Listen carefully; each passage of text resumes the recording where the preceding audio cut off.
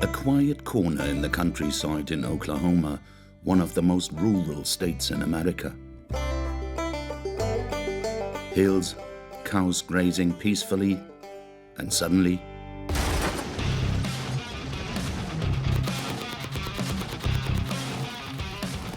we're at Offences, the biggest gun festival in the country. For a whole weekend, more than 2,000 big guns enthusiasts gather to shoot down targets. The whole hill is riddled with bullets.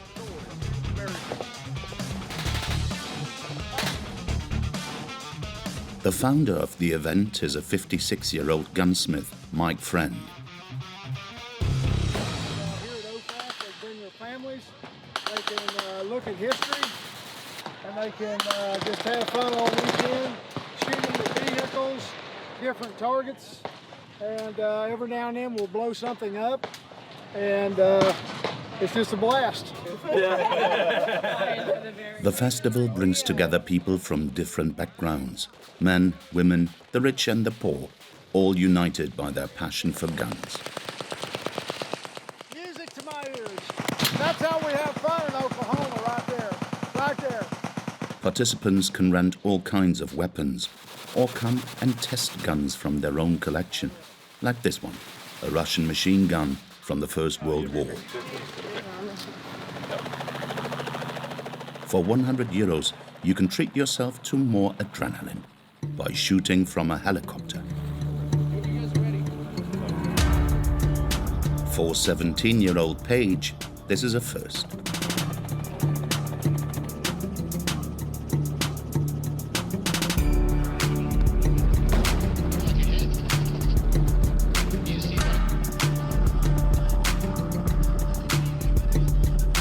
It's no coincidence that the festival is based here.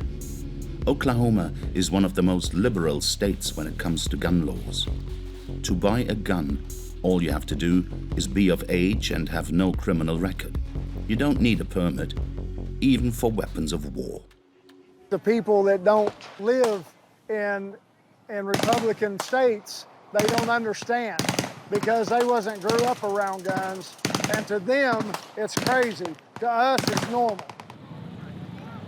The thing that makes Offences so popular is that it is child-friendly.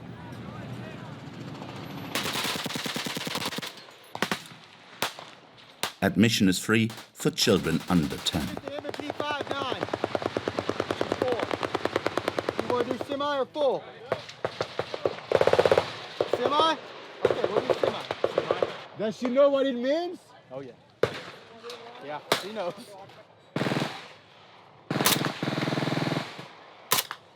This girl learns to shoot before knowing how to write.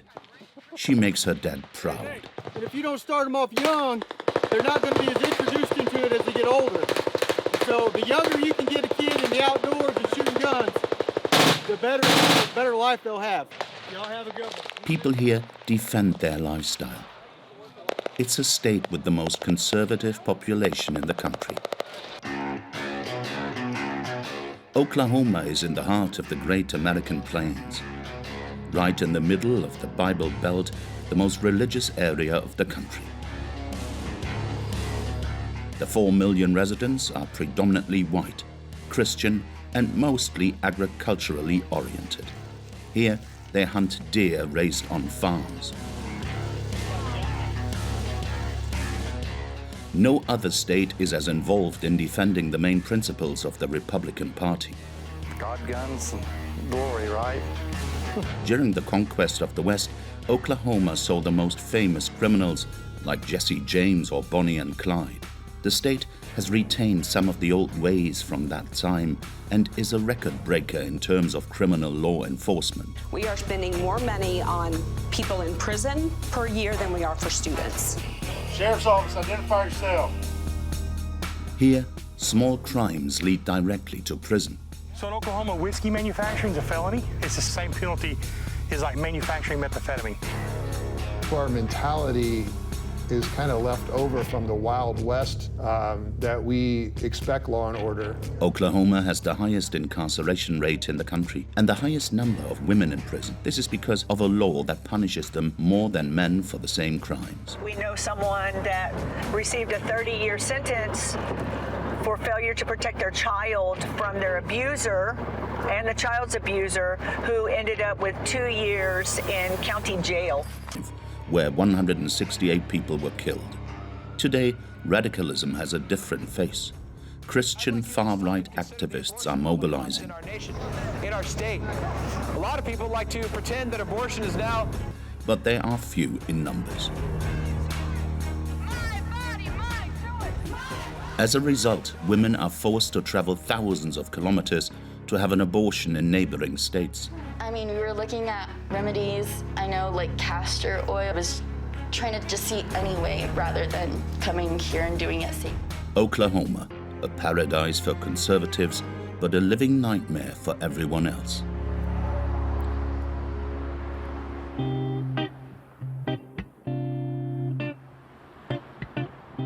Our journey to Oklahoma begins in Stigler, a small town of 3,000 inhabitants set in a landscape that resembles the Wild West.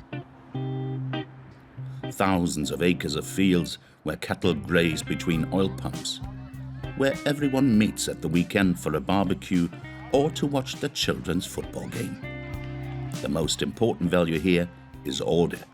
The state is one of the toughest in the country when it comes to dealing with offenders.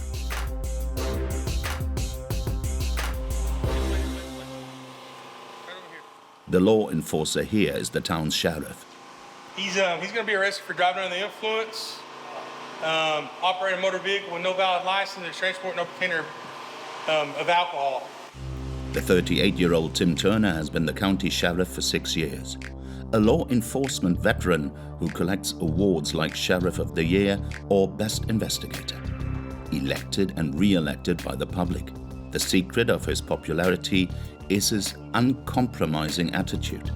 Tonight, he and his men will go on a patrol searching for offenders. The mission will be that we focus on aggressive traffic patrol, and then we'll set up a few driver license checkpoint after dark later on in the evening. His credo is 2 words: zero tolerance.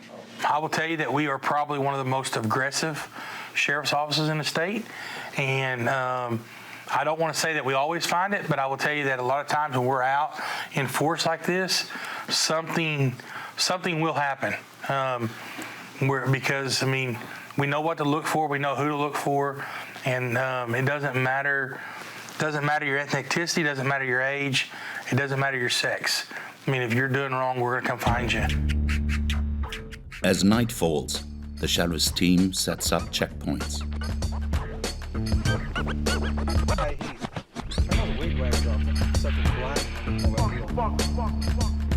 The roadblock has been placed at a strategic junction between 2 roads that cross the country. You guys have anything illegal in the vehicle we need to know about? We kind of keep an eye out for out-of-state plates such as Arizona, New Mexico, Texas, because they're all border states of Mexico. You know, and a lot of drugs come out of Mexico, and they'll come up through here, and they'll try to go to the East Coast somewhere, and a lot of them will cut through our county. Sheriff Turner is stationed a bit farther. Well, once you guys set up, I'll be a runner. I'll sit down here in the dark and see if we get one running. County deputies have one of the toughest jobs. I tell my guys all the time that, you know, a lot of municipalities and city police officers, they get to work under street lights. Sheriff deputies work with flashlights. In the middle of the night, anyone seen is a suspect. A passerby appears in the distance. What is it? The man is carrying a rifle and starts to run away. 501 LaFleur County unit. Go ahead. I got a man with a gun down here in Callington. I got permission to make contact.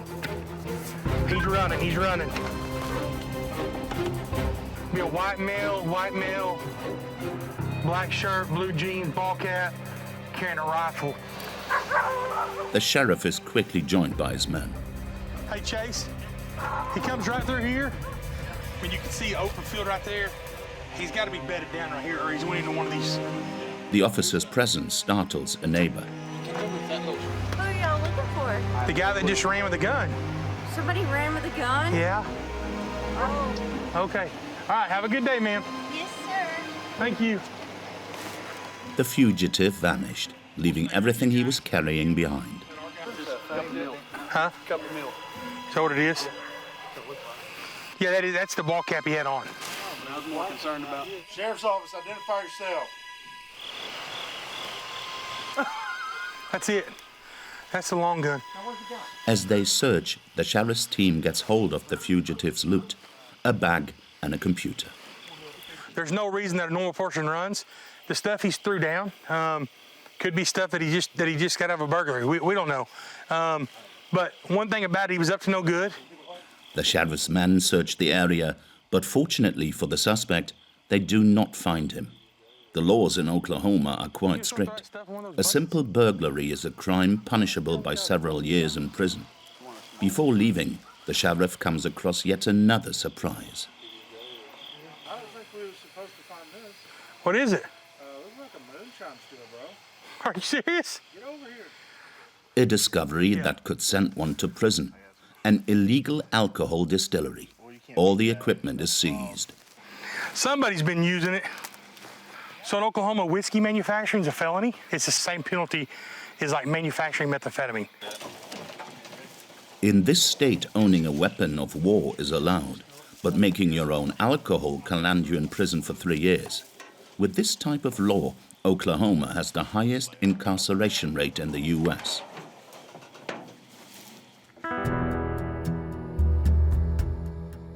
The next morning at the sheriff's office, all seized weapons are turned over to his deputy. How you, sir? What's going on? Man, those guns, we were bringing over to Timmy at 1.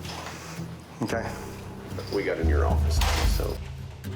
The only case where weapons are prohibited is when their owners have committed a crime or an offense. Oh, crap. These guns are going to be put amongst hundreds of others in the evidence room. Floor to ceiling, weapons seized in operations around the county. Most of them will be sold at auction at the end of the investigation. For a small county, we shouldn't have hardly any, but we do have a few, yeah. And we're running out of space. We need more space, which is sad. As for the offenders, they're not far away. Okay, let's go. They are at the end of the corridor.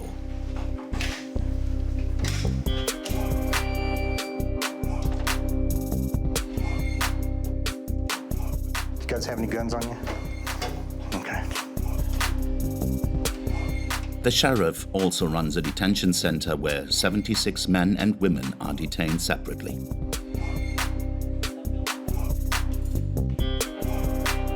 We may catch them with drugs or burglary or possession of stolen stuff.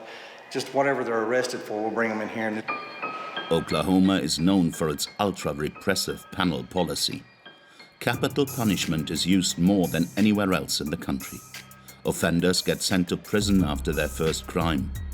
After committing their third one, they are automatically sentenced for life.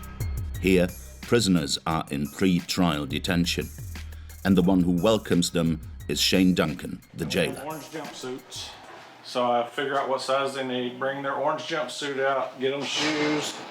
So we take them in there, we do a strip search on them, we bring them back out, and once we bring them back out, we take them to, we put them here against the wall, and we do their picture. This is our kitchen area. These are the prisoners in charge of cooking. They make breakfast, lunch, and supper for everybody in the back, all the other inmates. For the inmates, cooking is a privilege reserved for model prisoners. They are called the trustees, the ones who are trustworthy. So this is where they spend their downtime. A rather comfortable cell with its own shower. We have 5 inmates right now that we have out on trustee status. They do laundry, they cook, they go out around the community, pick up trash. For the others, it's 15 prisoners per cell and only 1 hour's walk a day in this tiny yard.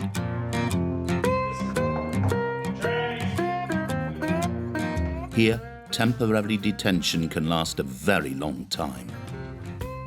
They could be here for a couple of years. If not, they'll go to DOC, which is Department of Corrections, and we might just house them for a few months. So some of them can be up to 8 or 9 years and do it here. I do need to talk to Terry.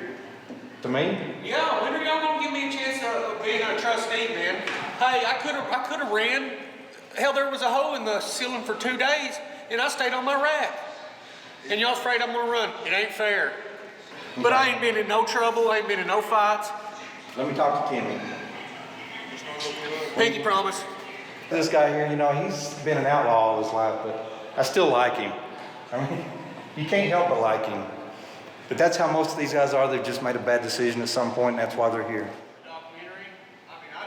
Good guys who can spend a long time in prison. In Oklahoma, even those who didn't commit crimes are punished. It only takes a small offense to have your name displayed in public. Before leaving the city, we stopped to visit another local specialty, a printing house. David and Chris Reed, a father and son, are the owners of a very successful newspaper in the state. Jailbirds, the monthly account of all the offenders. So this is the last one of the day. Looks good. Looks like they could have been a little bit brighter on the black on some of them, doesn't it? That's okay. The editorial line is quite straightforward. The monthly magazine publishes all the photos taken by law enforcement agencies during arrest of county residents, from the most serious crimes to minor offences. A concept that attracts 25,000 readers per issue, especially in the countryside. So if you're in a small town, you look through Jailbird, man, I know him and him and him. But if you're in a big city, you may not know very many of the people. So all these offenders have their faces printed and distributed, even though many will be found innocent. An added layer of humiliation for the offenders, which doesn't seem to bother the father and son. It's the Oklahoma legislature that decides what information is available to the public. So what we do, the only thing we do that's different is we take the information that is available to the public and make it public. People are in jailbirds. They're not in jailbirds because of me. If it wasn't us publishing, it'd be somebody else. No mercy for criminals, even those who are ultimately innocent. Another example of Oklahoma's uncompromising approach. One category of the population is particularly targeted: women. In this state, they are often sentenced more than men for committing the same crimes. As a result, Oklahoma has the highest rate of women in prison in the country.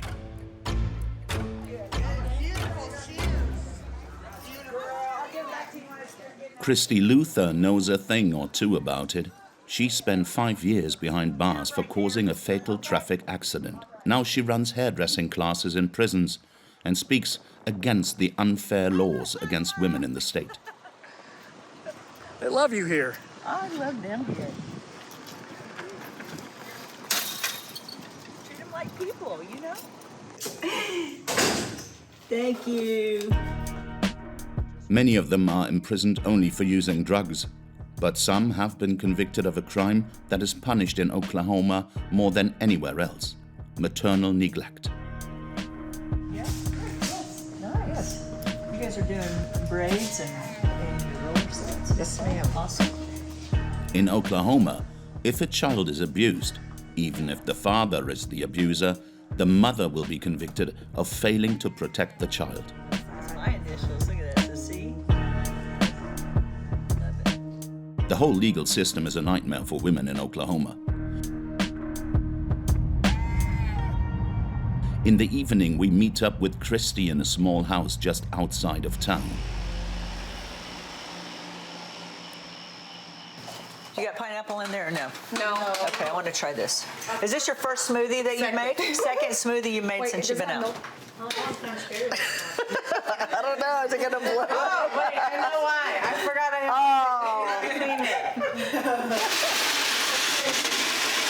have Yeah, that's a good one. It's a lot. Yeah, I know that is a lot.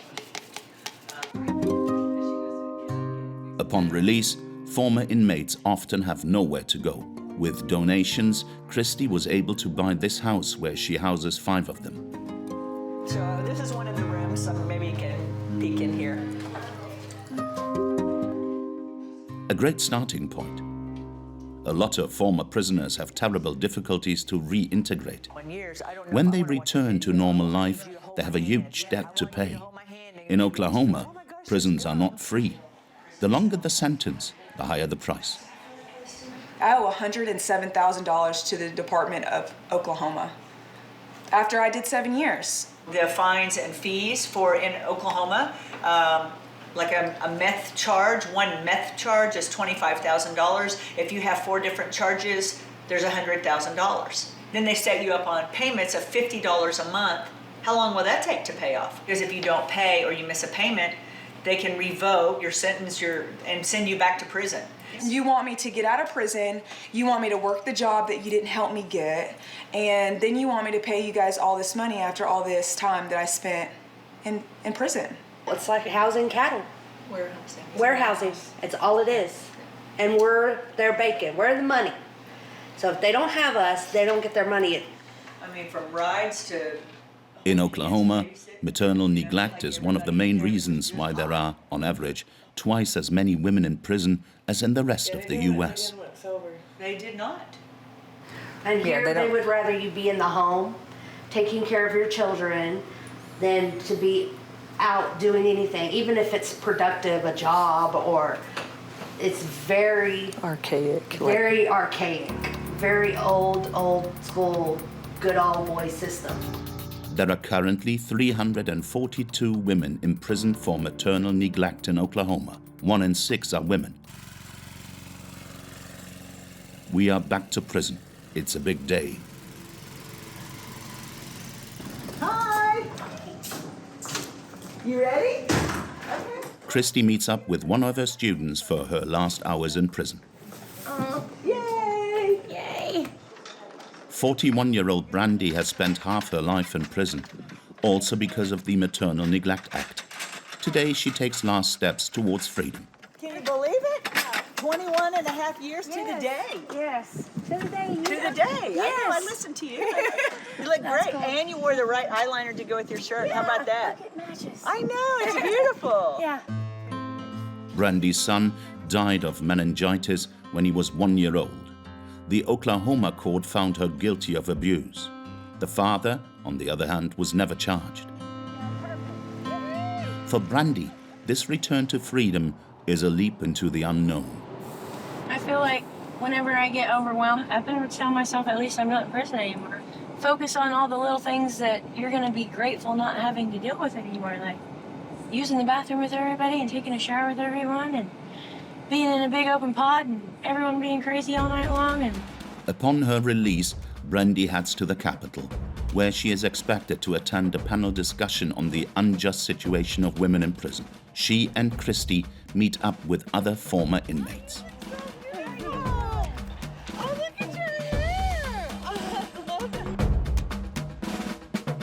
Brandy agreed to give her testimony. The interim study? Yeah.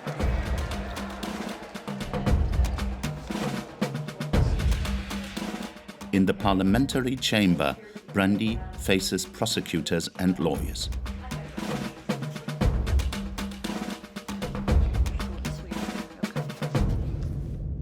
A difficult speech after 21 years in prison and barely 2 hours of freedom.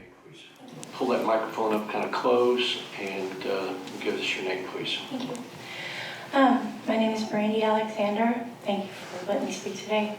And I've been incarcerated for 21 and a half years since I was 19. I had 3 children before I came here that were all under 5. And so my son, he had meningitis and I came to prison for neglect.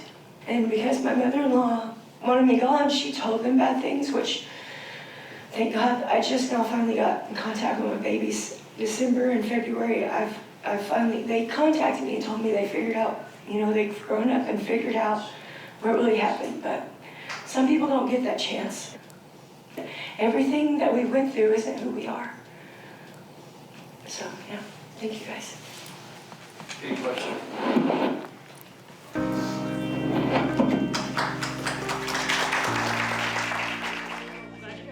Brandy has been separated from her children, not seeing them during her sentence. She hopes to reconnect. As for Christy, she's calling for an end to the law on maternal neglect, which she believes is fundamentally unfair. We're here to say this is wrong. Look at us. We have a voice. This is wrong. Do something about it. So the whole, one of the parts of the interim study is to pique an interest for lawmakers to write something, to step up and be brave and not just stay comfortable, but to be brave and say, yes, that's wrong. Let's write a bill about that. So that's what we hope for, Stated. That's awesome. Okay, so, and you have my number, right? I know you have you have it memorized. Well, I just want to make sure you feel safe and everything. Yeah, thank you. So, okay. Even if you had to call me at 2 in the morning. You're my family. Thank you. I love you. I love you too.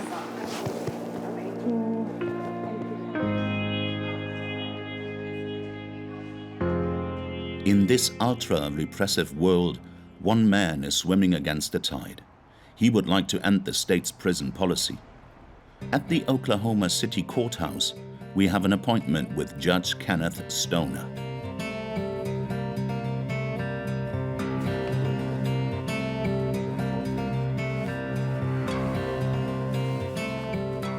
Since 2018, he has been in charge of a drug rehabilitation program. His goal, to empty the prisons. Here, the law sentences drug users to prison. The judge offers them a release on condition that they do not use anything for 2 years. No drugs or alcohol. All rise. Thank you. Happy Thursday, everybody. Good to see you. I hope you're doing well. They have to take urine tests on a regular basis. Mr. Shelton Carter. Shelton, you want to come on up? And appear in court. How many sober days do you have now? 75. 75? All right. The atmosphere is more like a support group than a courtroom, with the judge acting as a personal development coach. Tell me, what was before you got in the program, you might say a little bit about kind of where your life was and where your addiction was? Roxy's, heroin, meth, you name it, I was doing all of it. Okay. And how long have you been doing that? About 5-6 years. Wow, all right.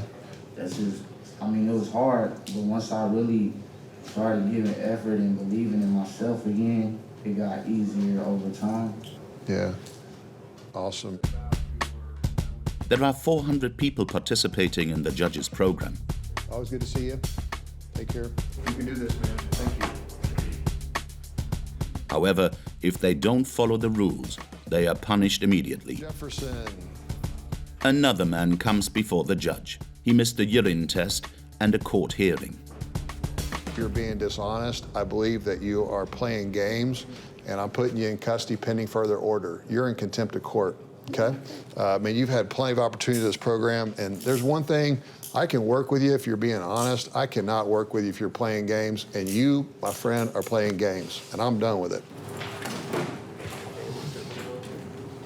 For him, it's straight back to prison. After 2 years, if the rules are respected, the judge organizes a small ceremony in the middle of the court, with the music from the movie Rocky in the background. All right. Will you guys please help me celebrate the hard work and the graduation of Mr. Julian Carter. This is a great day for the now ex-drug addict, who has brought his family with him. What's up, Julian? How many sober days you got? I got 1,235. All right. I want to introduce you to Mr. Steve Huddleston. He works in the district attorney's office. He has something for you. Mr. Carter, as part of the deal, when you signed up, is that if you were successful, the district attorney was going to dismiss your charges. And I have for you you're talking of a motion in order to dismiss your charges. So that's for you today. Okay, thank you, sir. Since the beginning of this program, 2,300 drug users have been released from prison. However, Judge Stoner's method is a rare find in Oklahoma. And so some of our mentality is kind of left over from the Wild West days, that we expect law and order, we expect people to be respectful of their neighbors, and we have a very low tolerance for people who commit criminal offenses. So, you know, this is we'll say the epicenter of the problem, and what we're trying to do is being the epicenter of the solution. While Judge Stoner attempts to moderate the state's criminal policy, new laws are paving the way for a new type of offenders.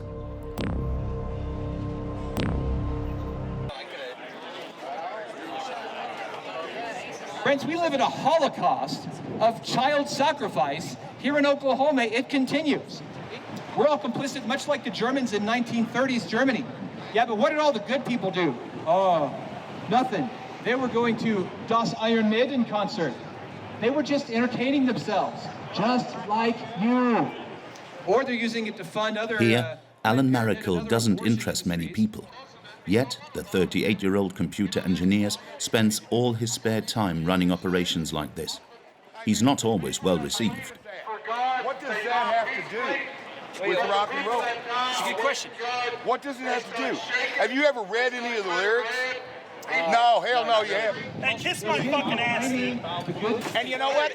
Right there, if they didn't want make sure to get that. Yeah, get it. I like that baby. Is that baby guy? Did they leave him alone? The baby there? I'm going to treat him like a baby. Yeah. Okay. Hey, sir. You see this camera? You see that camera right there? You see the police around here? I don't give a fuck. Okay, I'm not going to be afraid to call the police if they're charged. Yeah, this is a little above average in terms of violence and ferocity. Alan is quick to forget the damage his words caused. He will post all these exchanges on social networks.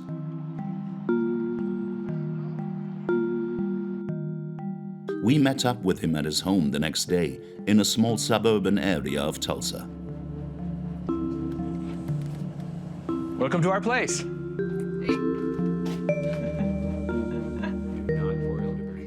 He wanted to show us another image of himself, very different from his videos. I like snowballs. He's a family-oriented man, a good father proud to have raised a little girl with Down syndrome, whom he and his wife decided to keep. I'm all clean. Look, it's Beeb. Call him Beeb. Tire man. Yeah, he's a tire man. The Michelin mascot.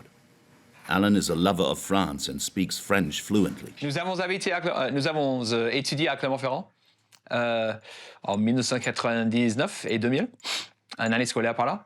Et évidemment, nous avons fait la visite guidée de l'usine Michelin par là. Donc maintenant, c'est un des jouets préférés de notre fille. At home, everything reminds him of his fondness of French culture. He loves the language and the cuisine. Ici, on mange le beurre. Vraiment le beurre. On a appris ça en France. Parce que je sais que la gastronomie française n'est rien sans le beurre. C'est important, hein? Alan presents himself as a defender of life. He likes to say that his convictions were formed after his wife had 2 miscarriages. He carries the memory with him around his neck. Donc celui en japonais, c'est le nom Sora, ce qui veut dire les cieux en japonais. Et l'autre en arabe, c'est Ishmaël. Notre premier enfant est morte dans le ventre, mais très jeune, à 6 semaines, 7 semaines de développement. Et je me suis rendu compte qu'elle était une fille, elle était ma fille, elle était vivante, un être humain. Et ensuite, je me suis rendu compte que la plupart des avortements dans le monde sont faits à cet âge. Et donc, je me suis rendu compte comme elle était être humain, et j'ignorais un peu l'Holocauste qui prend les vies de tellement de personnes de la même âge. Ça m'a provoqué un peu à l'action. The Holocaust, a misused term to evoke abortion. In his eyes, a woman who has an abortion is a murderer. Que quand une femme veut avorter son enfant, c'est elle qui doit chercher la clinique, c'est elle qui doit commander les drogues, c'est elle qui va avaler les drogues, c'est elle qui va payer le médecin pour qu'il mette ses armes dans elle, dans son corps, pour permettre que le bébé soit tué. Donc c'est la faute de la mère. Donc quelqu'un qui tue quelqu'un sans aucune provocation, etc., avec une bonne connaissance de ce qu'ils font, oui, ça peut aller jusqu'à la peine de mort, tout à fait. Snow was falling. Look closely at the flakes. Can you see their shapes? A man who claims to stand for life but wants to drive women who abort their child to the death penalty. Everywhere in Oklahoma, increasingly radical movements are taking place. After the right of women to control their own bodies, education is now being targeted. All books dealing with racism, homosexuality, minority rights are threatened to be banned. Making cookies for tonight. We are at Janice Danforth's house. She's 48 years old, married, with 2 children. She's a medical secretary, but above all, an ultra-conservative activist. It's really important, I feel, for a family in America and anywhere in the world to have 2 parents and teaching them in good morals, good character.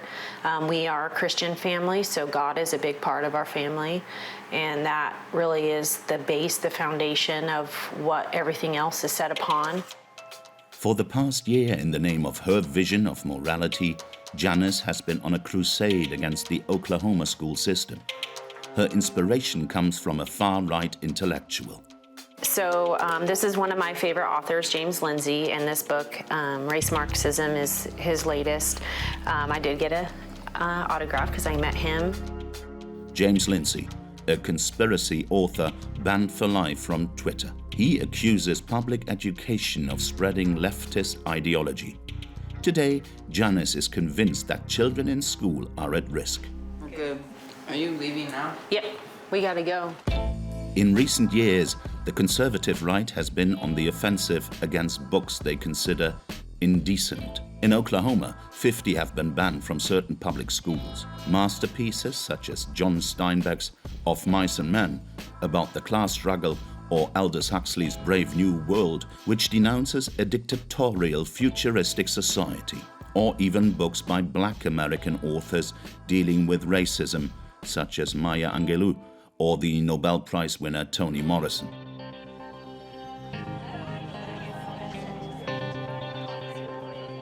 Today, Janice is presenting at the Tulsa School Board, which is in charge of 78 public schools. Her goal is to have a new book banned as immoral.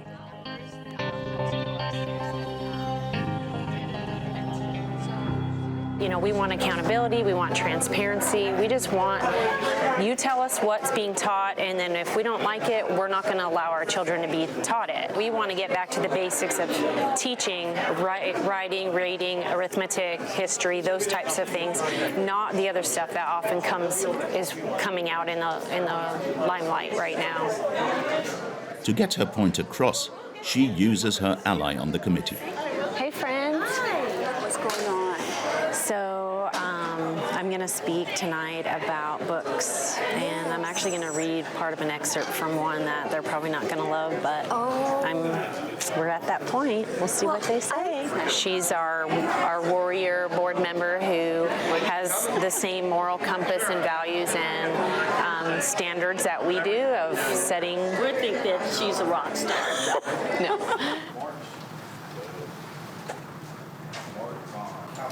Allegiance to the flag of the United States of America. One nation. After the traditional pledge of allegiance to the flag, the session begins. Elena, Janice's friend, has a question for the head of the committee. So my other question then, will parents be able to look at the curriculum and know about this curriculum before it's presented to the students? No. We don't begin our year by sharing all the curriculum for every course in every school and every classroom around the district. We should. But we do certainly have curriculum. So I would like you to please not yell during other people speaking. As a result of a very significant teacher that's hilarious. shortage. And Then it's Janice's turn. She's allowed to speak at the end of the meeting. Her target of the day, the book Out of Darkness, about a love story between two Mexican and Black American teenagers in the 1930s. Out of Darkness is another example of a book that is filled with obscenity in the form of pedophilia, and it is sitting on the shelves of many high schools here at TPS. In the book, a girl is sexually assaulted, a description that Janice believes warrants banning the book. The section I'm going to read to you is a stepfather molesting his stepdaughter, who's a senior in high school. He took one of her hands in his and squeezed it. "Come on over here." He pulled her to her feet close to him. He shifted in his pajamas, and the part of him that made him a man stuck out, reddish purple and frightening. She had never seen one before except on a baby. The book I just read is third grade reading level. Children's innocence is worth it protecting, and it's time to stand up against the gross misuse of power. Thank you. End of the meeting. The decision on whether or not to ban the book will not be made tonight. This type of intervention by parents is becoming more and more common. It's a tough battle for the head of the committee. So everything from public education to books to you name it. Everything seems to be about politics right now. The book she read from, I'm certain, would only be on high school shelves. It says it's written at a third grade level. That's just a reading level. That doesn't mean we're encouraging third graders to read it. We can always turn back on the lights. The more liberal residents are being forced to put down their arms and even leave Oklahoma.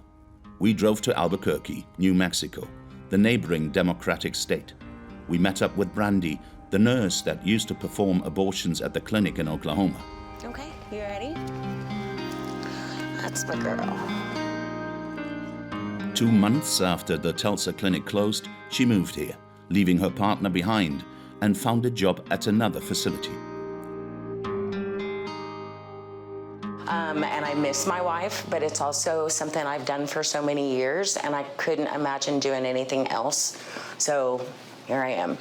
As long as we can keep this clinic up and going, I'll still be doing it. I will be doing this until they totally shut us down. Okay? You stay. Right. New Mexico represents a little free haven. So I always park back here.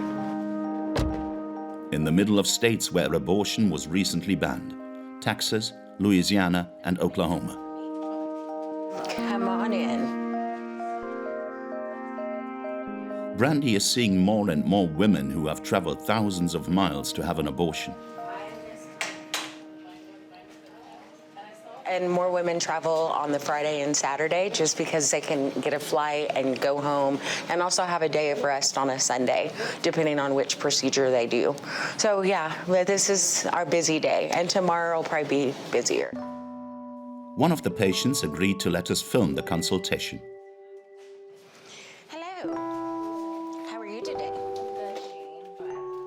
Monica is 22 years old. She's just arrived from a small town in Texas, more than 6 hours away from the clinic. So this is your first pregnancy? Yes, ma'am. Have a seat. So we are going to try to do this ultrasound just abdominally. Let's see if I'm on my right probe. Good. Am I hurting you? No. Looking like you're still pretty early. I'm getting you at about 6 weeks and 3 days. Does that sound about right? On a scale of 1 to 10, Monica made the trip with her boyfriend. To expect a 10. As much as it is my choice, it's pretty hard. Like me having to come all the way over here, you know, and like not having the choice back home. I did grow up very, like in a Christian household, you know. My mom was very conservative, and so, I mean, it's not like I can talk to anybody about the situation. I'm young, I have things that I want to do. I'm very selfish, you know. And I know that it's not... Nah, it's not being selfish. It's just you looking out for yourself for right now. Yeah, this is the best decision for me. Do you have any questions for me? No. Okay, perfect, girlie. You have survived me. You can go have a seat all the way back up front. Hello. Hello. So, and you're just going to swallow this first pill. Monica takes the first pill in the clinic.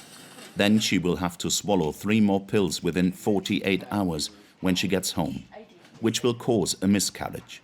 I think the most dangerous thing about, us not having the decision is I instantly started thinking of at-home ways that I can get rid of, you know what I mean?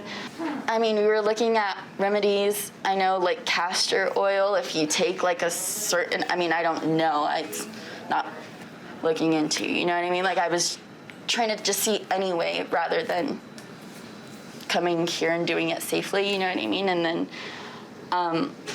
obviously when I talked to my boyfriend, he was like, no, I don't want to, I'm going to do it the right way. We'll travel if we have to. Monica did the right thing. The health risks of having a backstreet abortion are huge. But she had to pay the price, 1,500 euros for the procedure, travel and overnight hotel stay. Many other women are not able to afford to do what she did and have to suffer the consequences.